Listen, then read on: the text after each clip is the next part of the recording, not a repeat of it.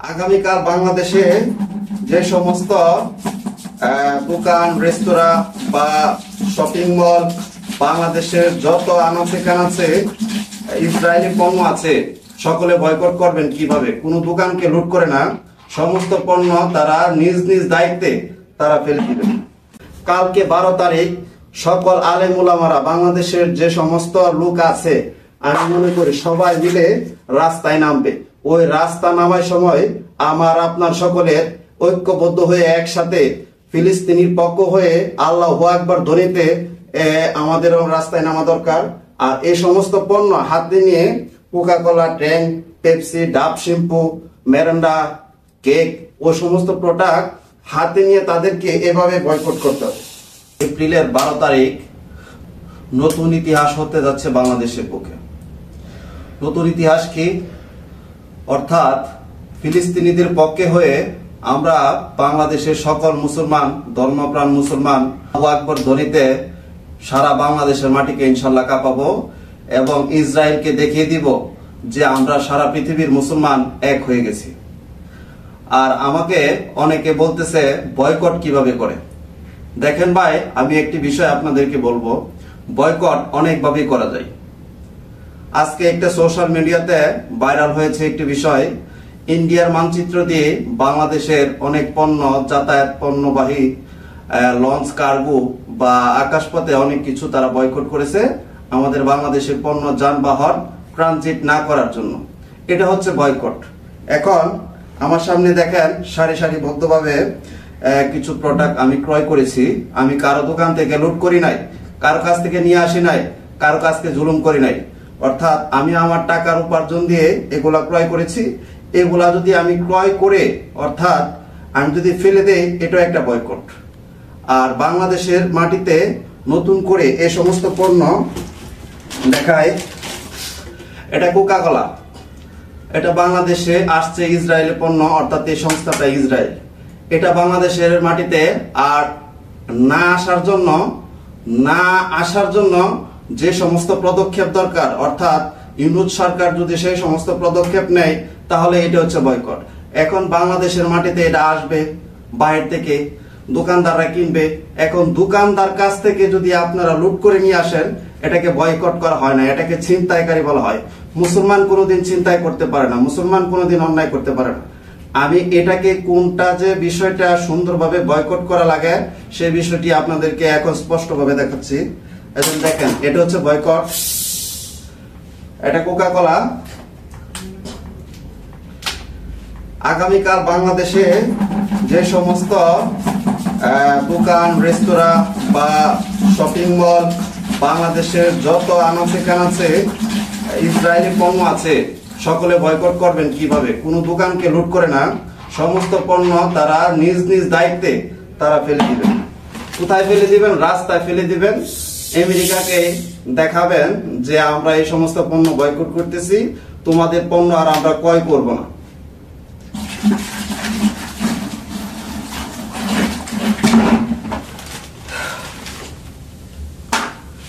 Boycott অনেকভাবে করা যায়।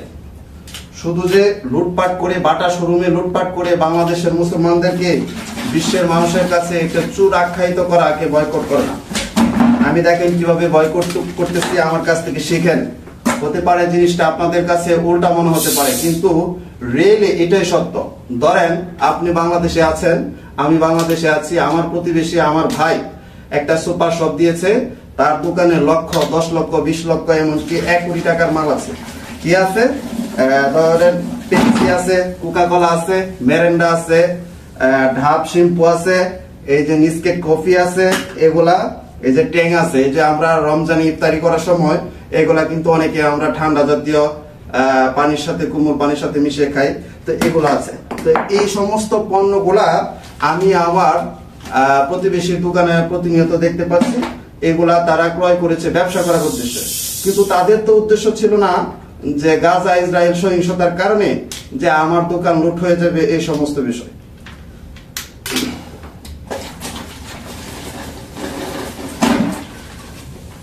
বয়কট করতেছি আমি কিভাবে, বিষয়টা আর একটু ক্লিয়ার ভাবে দেখাই। যে বলতেছিলাম যে আমার ভাইয়ের দোকান থেকে যদি এখন সারা আমার এলাকা প্রতিবেশীর মানুষরা এগুলা লুট করে নিয়ে যায়, তাহলে সেটা বয়কট করা হয় না। বরঞ্চ দোকানদারকে বুঝিয়ে শুনিয়ে বলতে হবে যে ভাই তোমরা আর ইসরায়েলি পণ্য ক্রয় করো না। ইসরায়েলি পণ্য ক্রয় করলে আমাদের ওরা যে টাকা উপার্জন, তারা যে টাকা উপার্জন আমাদের কাছ থেকে ব্যবসা লন্ডারিং করে নিয়ে যায়, তারা এই অর্থ আমাদের মুসলমানদেরকে পতন করার জন্য তারা আমাদের উপরে আবার প্রয়োগ করে। তো এই বিষয়টি আপনাদেরকে বোঝানোর জন্য বলতেছি যে তাদেরকে অর্থনৈতিকভাবে বয়কট করে, তাদেরকে অর্থনৈতিকভাবে তাদেরকে নষ্ট করে দেন। বিশ্ববাজারের মানচিত্র থেকে তাদেরকে বুঝিয়ে দেন যে আমরা তোমাদের প্রোডাক্ট বয়কট করলাম, তোমাদের অর্থনীতিতে ধস নামবে। এটা হচ্ছে বয়কট। এখন দোকান থেকে লুটপাট করলাম, বাটা শোরুম থেকে লুটপাট করলাম, বিভিন্ন শোরুম থেকে লুটপাট করলাম, কেএফসি শোরুম থেকে লুটপাট করলাম। এটাকে বয়কট করলে মনে হবে আমাদের বাংলাদেশের মানুষ তার নিজ অর্থাৎ নিজের বাসা থেকে চুরি করলাম, নিজের বাসায় আগুন লাগিয়ে দিলাম, নিজের কপালে নিজে কুড়াল মারলাম, এটা আমি মনে করি। কাজেই আপনারা এই যে প্রোডাক্টটি ধরেন বাংলাদেশের কালকে 12 তারিখ সকল আলেম উলামারা বাংলাদেশের যে সমস্ত লোক আছে আমি মনে করি সবাই মিলে রাস্তায় নামবে। ওই রাস্তা নামার সময় আমার আপনার সকলের ঐক্যবদ্ধ হয়ে একসাথে ফিলিস্তিনির পক্ষ হয়ে আল্লাহু আকবার ধ্বনিতে আমাদের রাস্তায় নামা দরকার।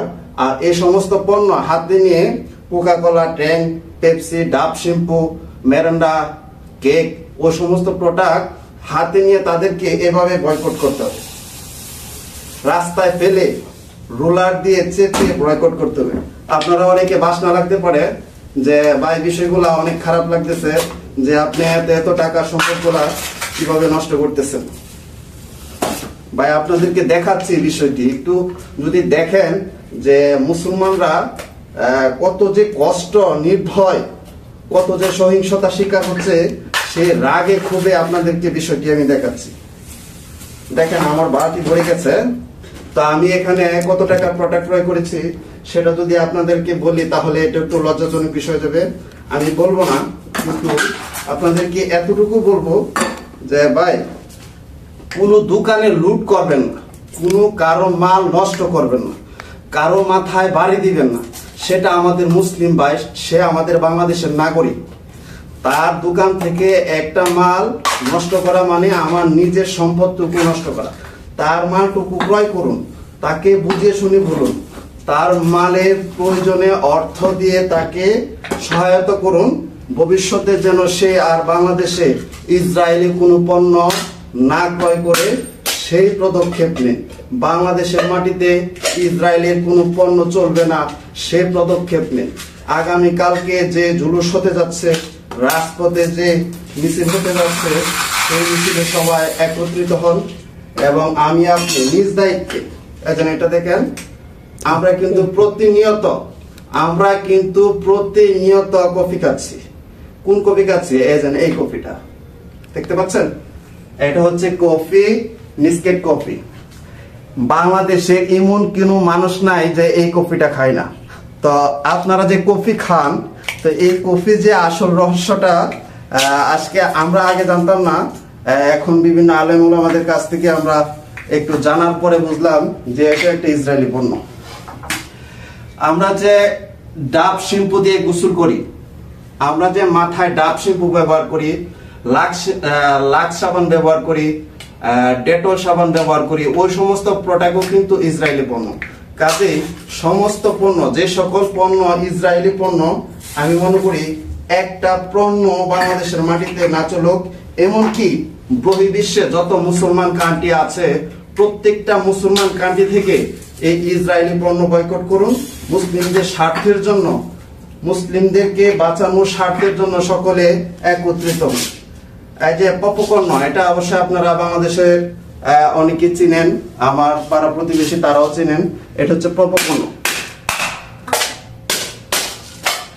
আর একটা কথা কি ভাই জানেন, যদি পারতাম আমাদের বাংলাদেশ থেকে যদি একটা মিশন যেত, আমাদেরকে রুখে দাঁড়াতে হবে, তাহলে আমরা অবশ্যই ওই ফিলিস্তিনির পক্ষ হয়ে আমরা ওই দেশে যুদ্ধ করার জন্য যেতাম।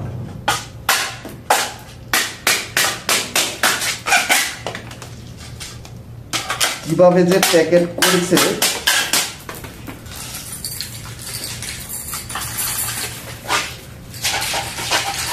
একে একে সব পণ্য অর্থাৎ একে একে নষ্ট করে দিচ্ছি যেগুলা ইসরায়েলি পণ্য। তো আশা করি বিষয়টি বুঝতে পারছেন যে আগামীকাল কি হতে যাচ্ছে। হতে পারে আগামীকাল আকস্মিক ভাবে আমাদের সাথে মিশে অনেক রাহাজারি সন্ত্রাসী বা একটি লুট চুরচক্র অর্থাৎ লুট যারা করে তারা আমাদের সাথে সংঘবদ্ধ হয়ে মিশে তারা কিন্তু কালকে বিভিন্ন দোকানে অর্থাৎ কোকা কোলার দোকানে, পেপসির দোকানে যে সমস্ত ব্যানার দেওয়া আছে ওই সমস্ত দোকানে লুট করতে পারে। আমি বাংলাদেশের আমার আশপাশে সমস্ত ভাইদেরকে একটু সতর্ক করে বলবো যে আপনারা আপনাদের পণ্যটি সেভ রাখার জন্য প্রয়োজনীয় ব্যবস্থা নিন। আর ধর্মপ্রাণ মুসলমান ভাইরা যারা কালকে প্রতিবাদী মিছিল করবেন তারা সবাই ঐক্যবদ্ধ হয়ে শান্তিপূর্ণভাবে মিছিল করুন যাতে কারো কোনো ক্ষতি না হয়। ধন্যবাদ। আসসালামু আলাইকুম। আল্লাহু আকবার।